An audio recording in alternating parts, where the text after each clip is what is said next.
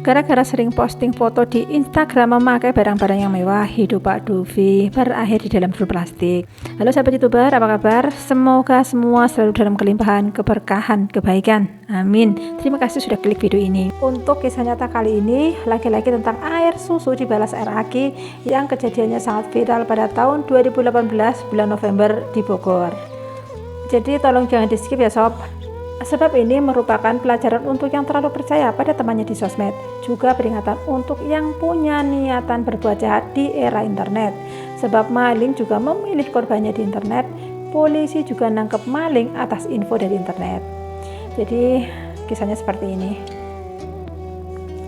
Awalnya pasangan suami istri ini namanya Ruhadi umur 35 tahun dan Sari tinggal di rumah ibunya di Bekasi. Tapi mereka sangat jarang pulang ke rumah itu sebab mereka kerjanya di Bogor dan memilih untuk ngontrak sebuah rumah di daerah Bogor, tepatnya di kawasan Bojongkulur, Gunung Putri, Bogor. Nurhadi dikenal temperamen dan sangat kasar hingga membuat saudara dan orang tuanya, lebih-lebih istrinya sangat ciut di depannya. Tidak ada yang tahu apa pekerjaan Nurhadi, sebab setiap hari kerjanya hanya lontang-lantung bersama istrinya. Kadang kalau dia lagi punya uang, Nurhadi ini sering mentraktir teman-temannya makan dan jajan. Tapi kalau pas nggak punya uang, dia minta-minta rokok dan juga ngutang ke sana ke sini. Pasangan ini sangat aktif di sosmed, khususnya Facebook dan Instagram. Di pertengahan November 2018, pasangan ini tidak punya uang dan terlilit banyak utang. Mereka kesulitan secara ekonomi. Pada tanggal 16 November malam hari, Sari ngasih tahu ke suaminya kalau temannya di sosmed DM dan ngabarin bahwa besok pada tanggal 17 dia akan datang bersilaturahmi ke rumah kontrakan mereka. Sang teman ini bernama Dufi. Di Instagram, Dufi sering sekali memposting foto-foto kegiatannya dengan penampilan yang keren, HP yang bagus, laptop yang bagus, mobil yang bagus, dan pakaian juga keren, termasuk makan-makan di tempat yang mewah. Hal itu adalah wajar bagi Dufi sebab ya memang seperti itulah kenyataan dalam hidupnya. Nggak mungkin dong dia kerja kantoran terus posting-posting pura-pura ngon kambing. Saya sebagai driver ojol juga sering posting-posting foto saat dapat spot bagus pas ngantar makanan atau penumpang. Oke, kita balik lagi ke fakta ya. Di mata Nurhadi dan istrinya, postingan-postingan itu diartikan sebagai pamer. Nurhadi dan istrinya pun punya rencana yang sangat jahat untungnya.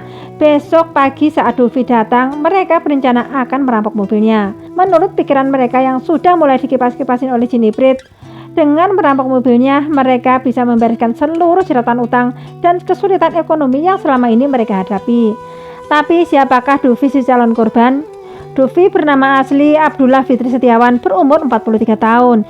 Dia lahir pada Oktober 1975. Dufi dan istrinya, Bayu Yuniarti, tinggal di perumahan elit Gading Serpong, Tangerang, Catalina, Tangerang, Banten. Dufi bekerja sebagai marketing freelance TVMU, tapi sebelumnya Dufi bekerja sebagai penulis di beberapa media yang cukup ternama di Banten. Keluarga Dufi termasuk berkecukupan, terkenal sebagai pribadi yang sangat ramah dan sangat suka berbagi. Setiap berangkat kerja, Dufi selalu naik mobil Kijang Innova putih kesayangannya dan parkir di stasiun lalu lanjut naik kereta api dari stasiun Rawabuntu. Jadi pada hari naas itu, hari Jumat pagi-pagi sekali Pak Dufi sudah pergi kerja. Lalu jam 9 pagi dia mengabari istrinya dan mengatakan bahwa dia itu lagi di stasiun Rawabuntu. Pak Dufi tidak bercerita pada istrinya bahwa dia akan pergi untuk menemui sahabat sosmednya. Oke, kita balik lagi ke rumah kontrakan Nurhadi dan Sari. Di pagi itu tanggal 17 mereka sudah bersiap untuk menyambut kedatangan Dufi. Jadi saat itu Nurhadi tanya pada istrinya apakah si istri ini berani membunuh orang dan apakah dia benar-benar berani terlibat. Si istri pun menjawab, iya sayang, saya benar terlibat karena kita benar-benar tidak punya uang. Agak siangan, Dufi pun datang setelah tanya sana tanya sini pada tetangga Nurhadi. Dufi keluar dari mobil Kijang Innova putih, menenteng HP keren, membawa laptop keren, memakai baju bagus, rapi dan sepatu rapi. Nurhadi dan istrinya pun berpikir, ini ikan sudah masuk bubu. Lantas mereka bertiga pun terlibat obrolan yang sangat akrab seolah mereka sudah kenal lama. Walaupun ini adalah pertama kalinya mereka bertemu. Di tengah obrolan gayang mereka, beberapa saat kemudian Dufi pun pamit untuk nunut buang air kecil di kamar mandi mereka. Lantas Nurhadi pun mengikutinya di belakang dan langsung bersembunyi. Begitu Dufi melintas di dapur rumah itu, Nurhadi serta-merta menyergap dan menyayat leher Dufi dari belakang. Biarpun Dufi itu sudah ambruk, tapi Nurhadi tetap menyayat-nyayat tubuh Dufi tanpa rasa belas kasihan. Bahkan karena Nur Hadi itu begitu kesetanan, sampai-sampai Golok pas sengaja menyabet juga tangan istrinya hingga terluka cukup parah. Dufi yang bahagia itu pun akhirnya tewas tanpa perlawanan sedikit pun dan dengan hati yang penuh prasangka baik kepada sahabatnya ini. Melihat luka di tangan istrinya cukup parah, Nur Hadi pun membawa istrinya ke dokter untuk berobat.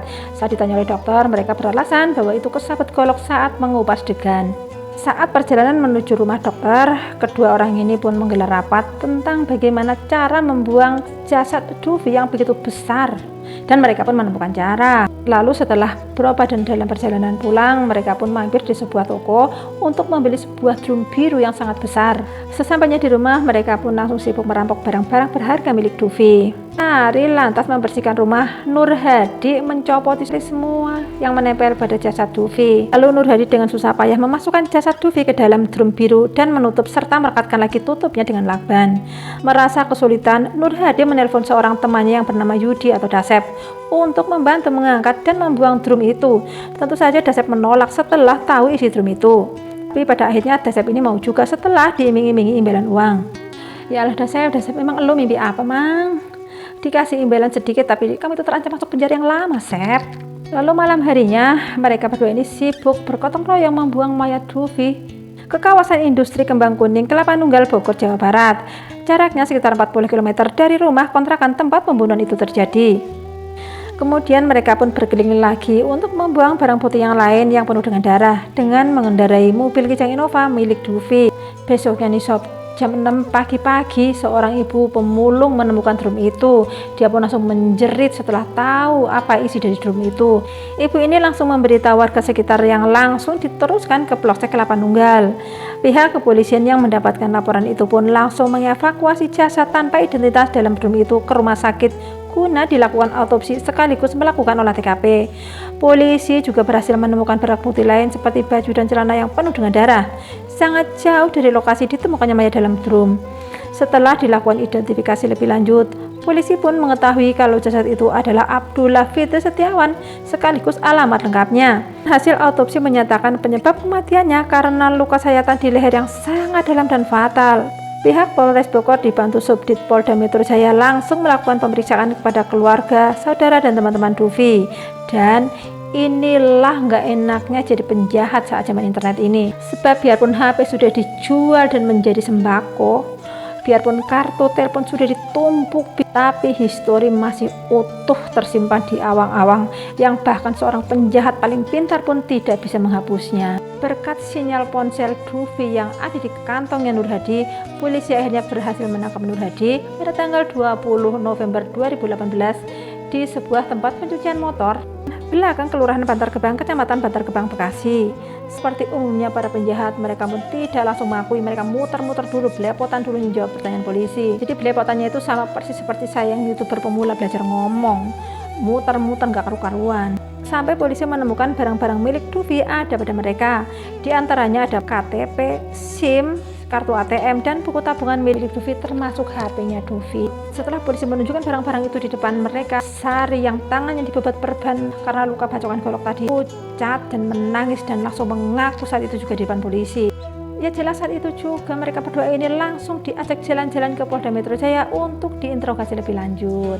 Dalam interogasinya, Nur Hadi mengaku dia membunuh Dufi ingin menguasai mobilnya, ingin menguasai barang-barangnya karena dia sangat terbelit utang yang sangat banyak. Intinya motifnya karena ekonomi. Setelah diinterogasi lengkap, suami istri yang kompak ini pun terpaksa bobo pisah ranjang di tahanan kepolisian dan mereka pun sama-sama dijerat pasal 340 KUHP tentang pembunuhan berencana. Lalu pada 22 Oktober 2018, pihak kepolisian berhasil menangkap Yudi atau Dasep, orang yang membantu Nur Hadi membuang drum plastik isi mayat di tempat persembunyiannya. Betapa menyesalnya si Kang Dasep ini, hanya demi sedikit upah dia masuk penjara. Dasep dijerat dengan pasal 181 KUHP tentang orang yang ikut serta membantu mengubur dan menyembunyikan mayat. Persidangan kasus ini digelar pertama kali di Pengadilan Negeri Kelas 1 Cibinong pada hari Selasa tanggal 29 Januari 2019. Sidang kedua pada Selasa 2 April 2019.